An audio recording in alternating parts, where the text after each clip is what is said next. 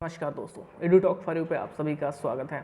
आज हम बात करेंगे सीटेट के जूनियर सेक्शन जो कि सितंबर में हुआ था 2015 में।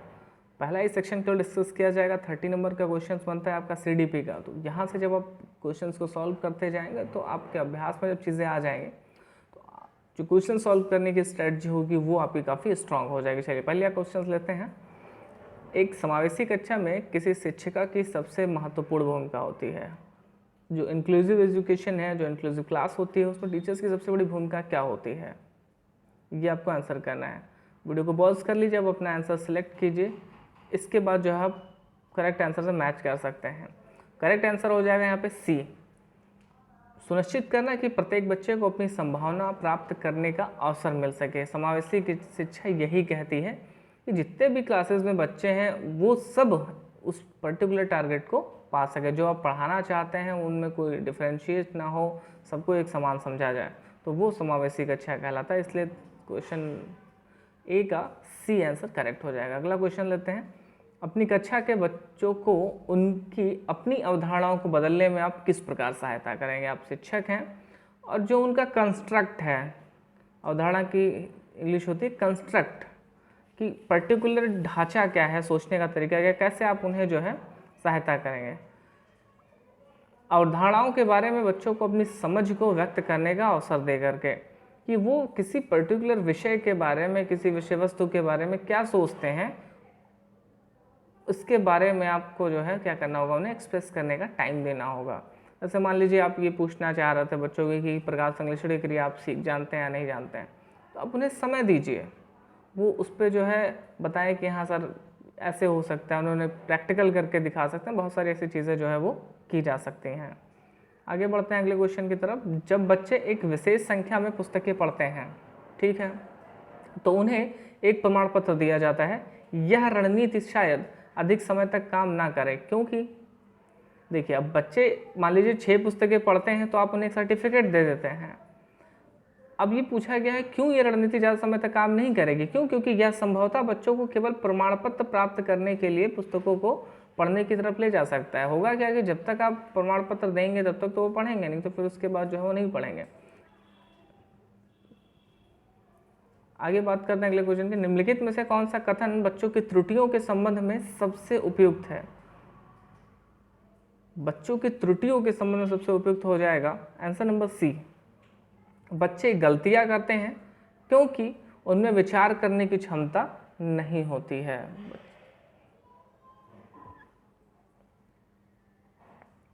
पाठ्यचर्या ऐसी हो जो पाठ्य पुस्तक के ज्ञान को पुनः प्रस्तुत करने के स्थान पर बच्चों को अपनी आवाज़ें पाने, कार्य करने के लिए अपनी जिज्ञासा का पोषण करने, प्रश्न पूछने और जांच पड़ताल करने तथा अपने अनुभव को बांटने तथा विद्यालय के ज्ञान के साथ जोड़ने में सक्षम बनाएं। अब पूछा जा रहा है कि ये जो सिनेरियो है वो राष्ट्रीय पाठ्यचर्या की रूपरेखा 2005 पृष्ठ संख्या 13 इस पृष्ठभूमि में एक शिक्षक की प्राथमिक भूमिका क्या होनी चाहिए। तो शिक्षक की जो कह सकते हैं प्राइमरी रोल है वो क्या हो जाएगा, बच्चों को उनकी अपनी समझ और अपने ज्ञान को साझा करने का पर्याप्त अवसर देना। तो रविन्द्रनाथ टैगोर जी का जो लेख था उसी लेख से राष्ट्रीय पाठ्यचर्या की रूपरेखा तैयार की गई थी, जिसमें लर्निंग विदाउट बर्डन की बात कही गई थी।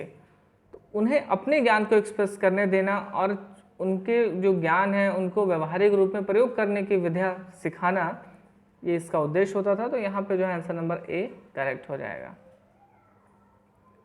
बच्चों को अपने अध्ययन में प्रयास करने हेतु प्रोत्साहित करने के लिए शिक्षकों की आवश्यकता होती है। तो बच्चों को प्रेरित करने की आवश्यकता होती है। अगर हम चाहते हैं कि बच्चे जो है क्या करें, प्रोत्साहन या वो प्रोत्साहित हों अध्ययन के लिए, तो उसको हमें बच्चों को प्रेरित करने की आवश्यकता होती है।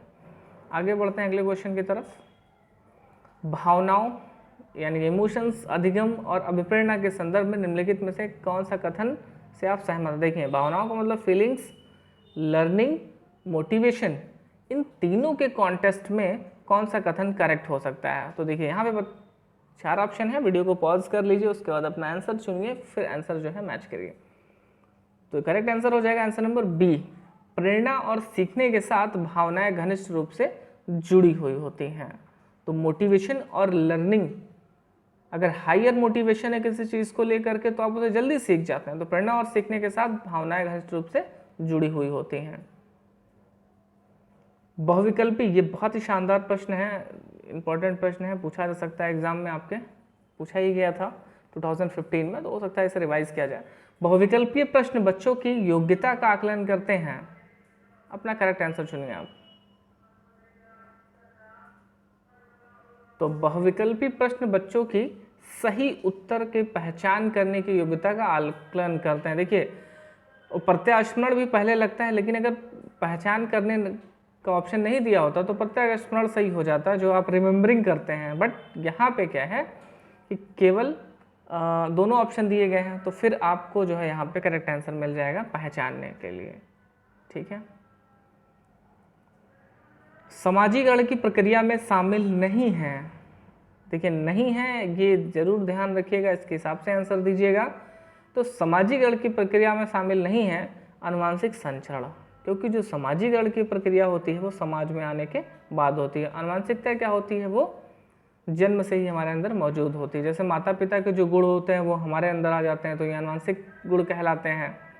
अब समाजीकरण की प्रक्रिया कैसे होती है, मान लीजिए ये छोटा बच्चा है, अब इसका डेवलपमेंट जो है, इसका जो माइंड है, इसमें कौन कौन सी चीज़ें भरेंगी, जो वो अपने विद्यालय से सीखेगा, जो वो अपने फ्रेंड से सीखेगा, जो वो न्यूज़पेपर टीवी के माध्यम से सीखेगा, सोशल मीडिया के माध्यम से सीखेगा। तो ये सारी चीज़ें समाजीकरण का एक प्रक्रिया बनाती हैं। मानसिक संरचनाएं जो चिंतन के निर्माण प्रखंड हैं, इसके लिए पियाजे ने किस शब्द का प्रयोग किया है? तो पियाजे ने इसके लिए प्रयोग किया था स्कीमा शब्द। ठीक है। स्कीमा शब्द आप स्कीम से हमेशा याद रखिएगा। जब आप एग्ज़ाम देते थे पहले तो स्कीम लॉन्च होती थी कि इस डेट पे जो है ये एग्ज़ाम होना है। वो पियाजे साहब अपने टर्म में इसे स्कीमा कहते हैं। स्कीमा का मतलब होता है एक मेंटल फ्रेमवर्क, एक कॉन्सेप्ट का भंडार। जैसे मान लीजिए, एक बहुत अच्छा सा उदाहरण लीजिए, आपसे अगर कहा जाता है सेब, तो आपके मन में बहुत सारे सेब की आकृति बन जाती है। वो छोटे सेब, रेड कलर का सेब, बड़ा सेब, छोटा सेब, बहुत तरीके का। बट अगर आपसे कहा जाता है कोरोना की वैक्सीन, तो आपके मन में कॉन्सेप्ट नहीं बनता, क्योंकि वो भी इजाद नहीं हुई है। अर्थात जो चीज़ें हमें पता है उनका एक तरीके से हमारे दिमाग में रखा जाना क्या कहलाता है? स्कीमा कहलाता है, अवधारणाएं कहलाती हैं। अब आगे बात करते हैं, वाइगोट्स्की के अनुसार बच्चे स्वयं से क्यों बोलते हैं? तो बच्चे स्वयं से इसलिए बोलते हैं क्योंकि बच्चे अपने कार्य को दिशा देने के लिए बोलते हैं। ठीक है। अब वाइगोट्स्की साहब एक बात और कहते हैं कि जो बच्चा अपने आप से ज़्यादा बात करता है उसके जीवन में सफलता पाने के जो चांसेस होते हैं वो बाकी लोगों से बढ़ जाते हैं। तो ये भी एक पॉइंट है, आप इसे ध्यान रखिएगा कि जो बच्चे ज़्यादा सेल्फ टॉक करते हैं, अपने आप से बातचीत करते हैं, उनको सफलता पाने के चांसेस ज़्यादा हो जाते हैं, अकॉर्डिंग टू वाइगोट्स्की साहब। अधिगम अशक्तता वाले बच्चे क्या होंगे? ये बहुत ही शानदार प्रश्न है, मज़ा आ जाएगा आपको। आप इसे पढ़िए, इसके बाद फिर करेक्ट आंसर देने का प्रयास करिए। करेक्ट आंसर हो जाएगा यहाँ पे ए, बच्चों को एक समान दिखाई देने वाले अक्षरों और वर्णों में भ्रम होता है। तो जब भी इस तरीके का क्वेश्चन आता है तो आपको एक कॉमन आंसर देना होता है। यहाँ पे एक कॉमन आंसर हो जाएगा, बच्चों को एक समान दिखाई देने वाले अक्षरों और वर्णों में भ्रम होता है। ये क्या कहलाता है? अधिगम अशक्तता। सृजनात्मकता क्या है? क्रिएटिविटी क्या है? समस्याओं के मौलिक और अपसारी समाधानों को पहचानने अथवा तैयार करने की योग्यता क्या कहलाती है? क्रिएटिविटी कहलाती है। भारत में बहुत से बच्चे, विशेषकर लड़कियां, विद्यालय में आने से पहले और विद्यालय से वापस जाने के बाद घर का काम करती हैं। आपके विचार के से इस संदर्भ में शिक्षिका को गृह कार्य के बारे में क्या करना चाहिए? अब देखिए, बहुत ही शानदार प्रश्न है, क्योंकि 70% पॉपुलेशन गांव में रहती है, कृषि पर डिपेंड है। तो अब यहाँ पे क्या पूछा गया है कि भारत में जो बच्चे आते हैं स्कूल में, वो घर के काम करके आते हैं, फिर जाते हैं, फिर भी घर के काम करना पड़ता है उन्हें। तो हमें क्या करना चाहिए शिक्षक के रूप में? हम ऐसा क्या करें जिससे जो है उनके ज्ञान में भी प्रयोग आ सके और वो उस काम को भी कर सके? तो इसके लिए आंसर नंबर ए करेक्ट हो जाएगा। कि आप बच्चों को इस तरीके का गृह कार्य दीजिए या होमवर्क दीजिए जिससे बच्चे क्या कर सके, अपने आप को घरेलू जीवन से जोड़ सके। अब उन्हें आप पृथ्वी पढ़ा रहे हैं तो आप उन्हें बताइए कि सूरज की रोशनी कब आती है, रात में सूरज जो है हमारे यहाँ अंधेरा होता है, अमेरिका की तरफ उजाला होता है, ऐसा क्यों होता है। फिर जब वो खेतों में काम कर रहे हो, घर पर रहेंगे, तो उन चीज़ों को देखेंगे, समझेंगे और उससे क्या होगा, ज़्यादा से ज़्यादा आउटकम आपको दिखाई पड़ेगा एक शिक्षक के रूप में। एक प्रभावी कक्षा में एक इफेक्टिव क्लासरूम कैसा हो, तो बच्चे अपने अधिगम को सुगम बनाने के लिए मार्गदर्शन एवं सहयोग हेतु शिक्षक की सहायता लेते हैं। ये क्या हो जाएगा, एक प्रभावी कक्षा, एक इफेक्टिव क्लासरूम। ज्ञान के एक बड़े असंबद्ध भाग को प्रस्तुत करना क्या कहलाता है। अगर आप ऐसा करते हैं तो क्या होगा कि शिक्षार्थियों के लिए अवधारणात्मक समझ को प्राप्त करने के लिए कठिन बनाएगा। ठीक है, तो ज्ञान को एक बड़े असंबद्ध भाग को प्रस्तुत करना शिक्षार्थियों के लिए अवधारणात्मक समझ को प्राप्त करने के लिए कठिन बनाएगा। क्या बच्चे इसलिए भाषा अर्जित करते हैं क्योंकि उनमें आनुवांशिक रूप से ऐसा करने की प्रवृत्ति होती है, या उनके माता पिता प्रारंभिक अवस्था से ही उन्हें गहन रूप से सिखाते हैं। देखिए, इस प्रश्न का आंसर हो जाएगा भाषा के विकास पर संज्ञान का प्रभाव। अब यहाँ पे बता दिया कि भाषा क्या होती है, एक्वायर्ड होती है। क्यों? क्योंकि उनमें आनुवांशिक रूप से ऐसा करने की एक इंस्टिंक्ट होती है। जैसे आप देखते हैं जो बतख के बच्चे होते हैं, ये मूल प्रवृत्ति से याद आया मुझे कि जो छोटे बच्चे होते हैं बतख के, वो अपनी माँ के पीछे पीछे जो है चलते रहते हैं, और जैसे ही माँ नदी में कूदती है वो भी कूद जाते हैं और वो तैरना सीख जाते हैं। इसी तरीके से मूल प्रवृत्ति होती है कि हमारे अंदर लैंग्वेज का डेवलपमेंट हुआ होता है। इसके लिए यहाँ पे आंसर हो जाएगा भाषा के विकास पर संज्ञान का प्रभाव। अमूर्त वैज्ञानिक चिंतन के लिए क्षमता का विकास निम्नलिखित अवस्थाओं में से किस अवस्था की विशेषता है।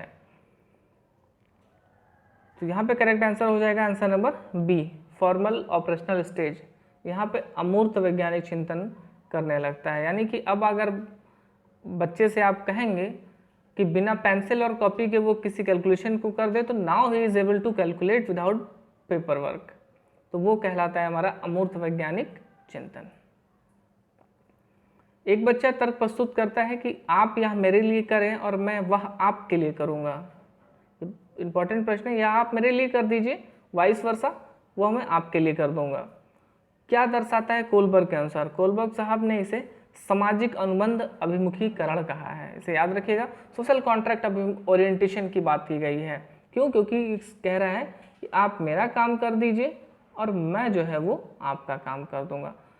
और एक चीज़ समझ लीजिए यहाँ पे कि जब भी इस तरीके का प्रश्न आता है कोलबर्ग का, तो वो 3 हिस्सों में बटा होगा। पहला जो है, अगर वो व्यक्तिगत की बात करता है, किसी एक पर्टिकुलर व्यक्ति के दंड और पुरस्कार के आधार पर निर्णय की बात करता है, तो वो पहली अवस्था हो जाएगी। कौन सी पहली अवस्था है?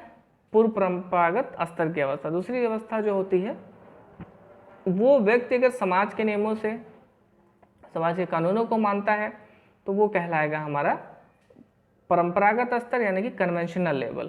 तीसरा जो होगा वो कहलाएगा पोस्ट कन्वेंशनल लेवल, यानी कि पूर्व परंपरागत स्तर के बाद की अवस्था। तो ये याद रखिएगा। तो तीसरे में क्या होगा कि जो बच्चा होगा, जो व्यक्ति होगा, उसके जो डिसीजन होंगे, जो उसके निर्णय होंगे, वो आधारित होंगे उसके स्वल्प के विवेक पे आधारित होंगे, समाज के कल्याण पे आधारित होंगे। कि नियम कानून तो बनाए गए हैं, लेकिन हो सकता है कि नियम कानून सब जगह फिट ना बैठते हो, तो इस सब का कानून का एक विकल्प होना चाहिए। ये कौन कहता है? ये परंपरागत स्तर के बाद की अवस्था, यानी कि पोस्ट कन्वेंशनल स्टेज कहता है, अकॉर्डिंग टू कोलबर्ग। आगे बढ़ते हैं। प्रगतिवादी शिक्षा। प्रगतिवादी शिक्षा समस्या समाधान और आलोचनात्मक चिंतन पर अधिक बल देती है। विभिन्न मुद्दों और विमर्शों पर उनके लिए कारण प्रस्तुत करते हुए बच्चों को अपनी व्यक्तिगत राय को व्यक्त करने के लिए प्रोत्साहित करने वाले प्रश्न किसको बढ़ावा देते हैं? देखिए, बस यहाँ पे आपको 3 चीज़ें याद रखनी है। विभिन्न मुद्दों और विमर्शों पर अब उनके अपने जो व्यक्तिगत राय हैं बच्चों को अगर हम उसको प्रोत्साहित करवाते हैं तो इससे क्या होगा, इससे विश्लेषणात्मक और आलोचनात्मक चिंतन का विकास होगा। हम कह सकते हैं कि जो हमारे यहाँ आरक्षण है वो गलत है या सही है, उस पर जब डिस्कशन कराएंगे आप बच्चों को तो बहुत सारी नई नई चीज़ें निकलेंगी और वहाँ पे क्या होगा, विश्लेषणात्मक और आलोचनात्मक चिंतन जो है वो विकसित होगा। निम्नलिखित में से कौन सा कथन विकास और अधिगम के बीच के संबंध को सर्वश्रेष्ठ रूप से जोड़ता है? तो यहाँ पे अधिगम और विकास एक जटिल तरीके से दूसरे से क्या है, इंटर कोरिलेटेड है। जब एक पे प्रभाव पड़ेगा तो दूसरा भी जो है वो घटेगा या बढ़ेगा। तो अधिगम और विकास एक दूसरे से क्या होते हैं, अधिगम और विकास एक दूसरे से अंतः संबंधित होते हैं। निम्न में से कौन सा विकास का सिद्धांत नहीं है? देखिए यहाँ पे नहीं का ध्यान रखिएगा। तो यहाँ पे आंसर नंबर बी, विकास केवल संस्कृति से शासित और निर्धारित होता है, ये बिल्कुल गलत है। ठीक है, बाकी विकास संशोधन योग्य होता है, इट इज करेक्ट। विकास जीवन प्रयत्न होता है, इट इज करेक्ट। विकास वंशानुक्रम और पर्यावरण दोनों से प्रभावित होता है, इट इज आल्सो करेक्ट। बाल केंद्रित कक्षा की एक प्रमुख विशेषता है कि उसमें, अब देखिए चाइल्ड सेंटर्ड एजुकेशन की बात की गई है, अब उसकी एक प्रमुख विशेषता क्या होगी, इसकी प्रमुख विशेषता हो जाएगी आंसर नंबर बी, यानी कि शिक्षक के मार्गदर्शन से विद्यार्थियों को अपनी स्वयं की समझ का निर्माण करने के लिए उत्तरदायी माना जाता है। कब? जब बाल केंद्रित शिक्षा की बात की जाती है। यहाँ पे बच्चे जिस तरीके से, जिस मेथड से ज़्यादा सीख सकते हैं उस मेथड का हम ज़्यादा प्रयोग करेंगे, ज़्यादा से ज़्यादा हम लर्निंग को करवाने में फोकस्ड होंगे। बुद्धि के बारे में निम्नलिखित में से कौन सा कथन सर्वाधिक उपयुक्त है? देखिए बुद्धि के ऊपर मैंने एक वीडियो डाली थी, अगर आपने उस पर नहीं देखा है तो उस पर जाके देखिए। इसके अलावा थ्योरीज की एक वीडियो आ गई, एक वीडियो और डाली जाएगी जो गार्डनर की थ्योरी, स्पीयरमैन की थ्योरी जो बची हुई है, उस स्टनबर्ग की थ्योरी बची हुई है, तो उन चीज़ों को वहाँ पे कंप्लीट किया जाएगा। अगर आप चैनल पे नए हैं तो प्लीज़ सब्सक्राइब कर लीजिए, और अभी तक आप वीडियो देख रहे हो आपने लाइक नहीं किया तो प्लीज़ लाइक कर दीजिएगा, दोस्तों के साथ शेयर कर लीजिएगा। चलिए, तो बुद्धि के बारे में निम्नलिखित में से कौन सा कथन सर्वाधिक उपयुक्त है? बुद्धि बहुआयामी है और इसमें कई पहलू निहित हैं। इसका मतलब कि जो बुद्धि है वो, मान लीजिए जो दीवार है, दीवार में बहुत सारे ईंट लगी होती हैं, इसी तरीके से बुद्धि है, यानी कि इन सब समूहों, छोटे छोटे कह लीजिए छोटे छोटे ट्रेट्स का, छोटे छोटे गुण का एक संपूर्ण जो है वो बुद्धि कहलाती है। तो बुद्धि क्या होगी? बहुआयामी, यानी कि मल्टी डायमेंशनल है और इसमें कई सारे पहलू निहित होता है। तो जब भी आप बिल्कुल दीवार के स्ट्रक्चर को समझिएगा, जिसमें बहुत सारे ईंटें लगी होती हैं जिससे एक दीवार का निर्माण होता है, उसी तरीके से बुद्धि का निर्माण होता है, कई सारे स्तरों में ये बटा होता है।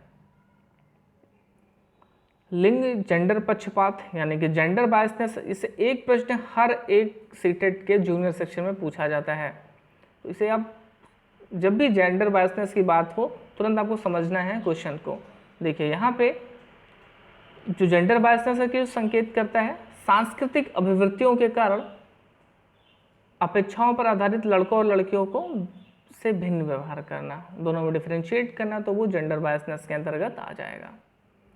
समान आयु के बच्चों में भी आकृति, योग्यता, स्वभाव, रुचि, प्रवृत्ति और अन्य बातों में बहुत अंतर होता है।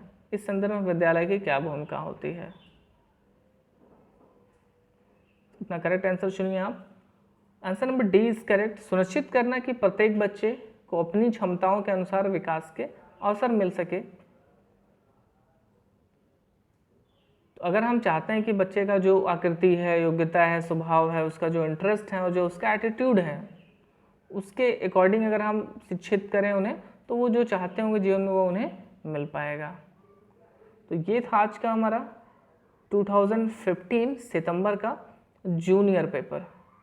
अगर आपकी कोई राय है, अगर आपको कोई प्रश्न है तो कमेंट बॉक्स में जरूर बताएं। वीडियो को लाइक और शेयर कर दीजिएगा। थैंक यू दोस्तों, नमस्कार दोस्तों।